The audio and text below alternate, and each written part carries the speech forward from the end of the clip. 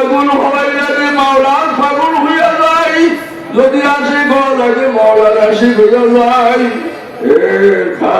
রাসূল নবী প্রেমিক হওয়াই লাগবে।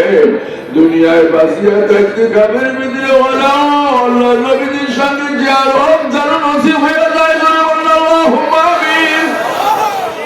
ভাইরা খবরদার, সাবধান। আল্লাহর বন্ধুরা, যেই নিয়ামত পাইয়া মুন্সি আল্লাহর ওলি হয়ে গেল, এই নিয়ামত সকলের কলবে মাওলার ওলিরা ঢালিয়া দিয়া গেল।